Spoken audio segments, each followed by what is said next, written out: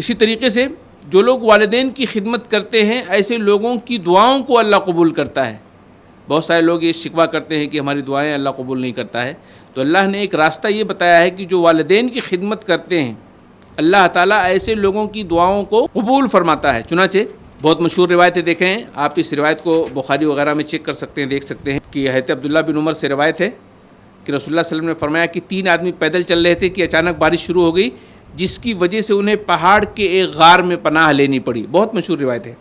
جب وہ غار کے اندر چلے گئے تو پہاڑ سے ایک پتھر غار کے منہ میں آ کر گرا، جس سے اس کا منہ بند ہو گیا۔ اب وہ آپس میں کہنے لگے کہ دیکھو اب کیسے ہم نکلیں گے، لاؤ ہم لوگ جو نیک اعمال اپنی زندگیوں میں کیے ہیں اس کو ہم اللہ کے یہاں پیش کرتے ہیں۔ چنانچہ ان لوگوں نے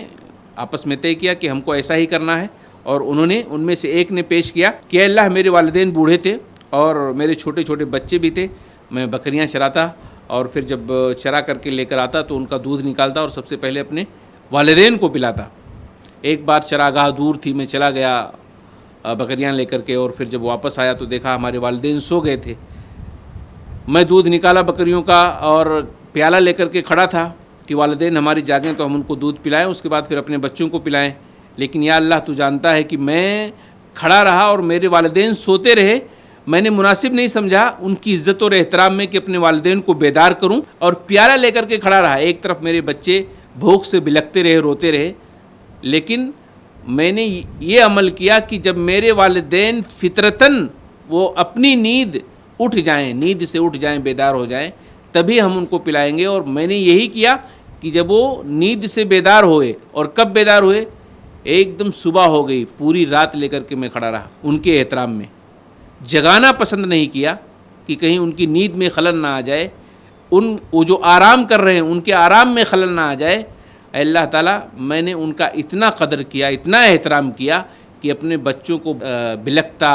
روتا چھوڑ کر کے اپنے والدین کے احترام میں کھڑا رہا۔ اگر یہ عمل میں نے تیری رضامندی کے لیے کیا تھا، جیسا کہ تو نے حکم دیا تھا والدین کی خدمت کے حوالے سے، اگر میں تجھے خوش کرنے کے لیے میں نے اگر یہ عمل کیا تھا تو اس پتھر سے ہمیں نجات دے دے، اس مشکل سے ہمیں نجات دے دے۔ وہ پتھر تھوڑا سا ہٹ گیا تھا، آسمان دکھنے لگا تھا۔ پھر باقی جو 2 آدمی تھے انہوں نے بھی اپنے اچھے اعمال کیے، اپنے اچھے اعمال جو زندگی میں کیے تھے اس کو اللہ کے دربار میں پیش کیے، اور پھر معاملہ یہی ہوا کہ وہ پتھر جو ہے ہٹ گیا تھا، غار کے منہ سے نکل گیا تھا، اور پھر یہ تینوں جو ہے بآسانی خوشی کے ساتھ نکل آئے تھے۔ تو ان تینوں نے اپنے نیک اعمال اللہ کے دربار میں پیش کیے تھے، اور اس کی وجہ سے اتنی بڑی مشکلات سے وہ لوگ باہر آئے تھے۔ تو ان تینوں میں سب سے پہلا جو آدمی تھا اس نے اپنے والدین کا حوالہ دے کر کے ہی اللہ سے دعا کی تھی کہ اللہ میں اپنی زندگی میں اپنے والدین کی قدر کرتا ہوں، احترام کرتا ہوں، اور جس کا ایک واقعہ تیرے سامنے میں پیش کرتا ہوں، اگر یہ عمل میں نے اچھا کیا ہے تو اس مصیبت سے نجات دے دے۔ چنانچہ اللہ نے اس بندے کی دعا قبول کی اور اسے اس مشکل سے نجات دے دی۔ تو میں یہ کہہ رہا ہوں کہ والدین کی خدمت کرنے والے شخص کی دعا بھی قبول ہوتی ہے، اس حدیث کی روشنی میں۔ بخاری کی روایت آپ دیکھ سکتے ہیں، بخاری یہ حدیث نمبر 5974 ہے۔